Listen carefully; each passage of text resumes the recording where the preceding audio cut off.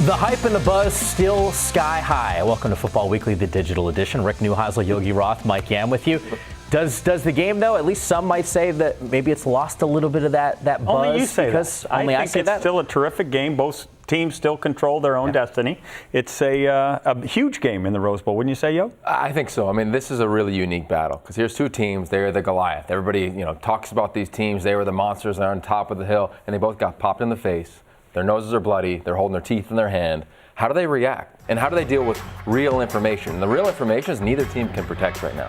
The real information is that how are they going to deal with having to go up the hill? Because that's way harder than coming down when you're the king of the mountain. So I'm excited for the mental side of this game. Clearly, studs at quarterback. Clearly, coaching staffs who know what they're doing. But it takes a lot of guys in this up-tempo offense. You're going to need on both sides at least 20 to 30 players to play at a high level and not make a mental mistake, because a mental mistake against either one of these offenses could be out the back door for 50. He raises a great point. Neither team can protect right now. Marcus Mariota sacked 12 times in the last two games. A year ago, sacked 18 times the entire year. Brett Hundley sacked 10 times alone in the Utah game. So both teams are going to have to lean on other pieces of their offense if they're going to be the prolific offense that they need to be in a game like this if they expect to be successful. You got to look at the running backs. Paul Perkins, I think, has been outstanding at UCLA, but maybe not getting enough chances.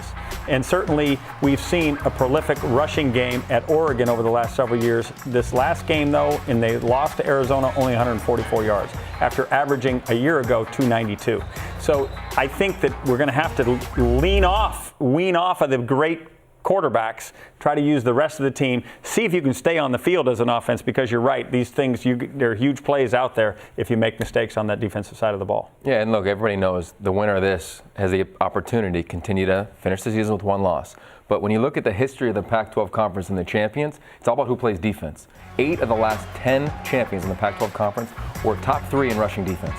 These teams are going to have to stop the run, and I'm excited because they have the personnel to do it, but they haven't done it consistently all season long. No, they've not been consistent on defense, and it's going to be the tail of the tape. A thrilling matchup on Saturday that you will be able to watch, and of course something that we will be covering here on the Pac-12 networks. And for everything that's happening around the conference, it's pac-12.com. Our coverage here on Saturday starts at 2 p.m. Pacific time. We'll see you then.